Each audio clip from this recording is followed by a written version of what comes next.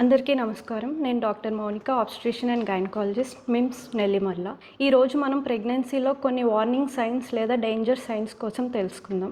జనరల్గా ప్రెగ్నెన్సీలో ఫస్ట్ 7 నెలల్లో ప్రతి నెల చెకప్కి రమ్మంటాం. 7 నెలల నుంచి 9 నెలల వరకు ఎవ్రీ 2 వీక్స్ 2 వారాలకు ఒకసారి చెకప్కి. 9 నెలలు పూర్తయ్యాక ప్రతి వారం లేదా డెలివరీ పెయిన్స్ కానీ బ్లీడింగ్ కానీ ఉంటే రమ్మంటాం. ఇది కాకుండా కొన్ని వార్నింగ్ సైన్స్ కానీ డేంజర్ సైన్స్ కానీ ఉంటే ఇమీడియట్గా డాక్టర్ని కన్సల్ట్ అవ్వాల్సి ఉంటుంది.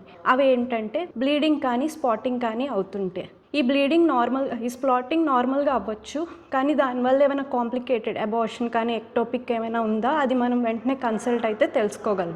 ఇంకొకటి షార్ప్ అబ్డామినల్ పెయిన్, అంటే పొత్తి కడుపులో సివియర్గా పెయిన్ వచ్చినా వెంటనే మీ కన్సల్ట్ అవ్వాలి మీ డాక్టర్ని. అది కాకుండా ప్రెగ్నెన్సీలో నార్మల్ నాసియా అండ్ వామిటింగ్ కామన్గా వస్తూ ఉంటుంది, కానీ ఈ వామిటింగ్ వల్ల మీరు డైలీ యాక్టివిటీస్ కూడా చేసుకోలేకపోయినా, ఈవెన్ సిప్స్ ఆఫ్ వాటర్తో కూడా మీకు వామిటింగ్ అవుతుంటే వెంటనే కన్సల్ట్ అవ్వాలి.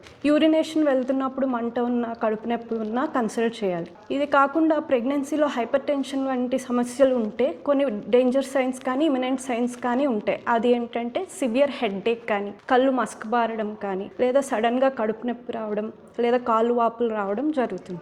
కాళ్ళు వాపులు ప్రెగ్నెన్సీలో కామన్, కానీ రెస్ట్లో కానీ తెల్లవారే లేచిన వెంటనే కానీ కూడా కాళ్ళు వాపులు తగ్గట్లేదు అంటే అది మనం వర్రీ అవ్వాల్సిన సిచ్యువేషన్. ఏదైనా కిడ్నీ సమస్య కానీ హైపర్ టెన్షన్ సమస్య కానీ అవ్వచ్చు. ఇది కాకుండా రెగ్యులర్గా మనం చూసుకునే బేబీ మూమెంట్స్ ఏమైనా తగ్గుతున్నా, రోజుకి 10 మూమెంట్స్ కూడా లేకపోయినా కూడా వెంటనే కన్సల్ట్ అవ్వాలి. ఇది కాకుండా ఉమ్మనీరు పోతున్నట్టు అనిపించినా లేదా బ్లీడింగ్ ఎక్కువగా అనిపించినా డెలివరీ టైంలో డేట్ దగ్గరలో వెంటనే కలవాలి. ఇది కాకుండా ప్రెగ్నెన్సీ పూర్తిగా ఎప్పుడైనా ఫీవర్ వచ్చినా, ఫీవర్తో ర్యాష్ ఉన్నా కూడా వెంటనే మీ డాక్టర్ని కన్సల్ట్ అవ్వాలి. Thank you.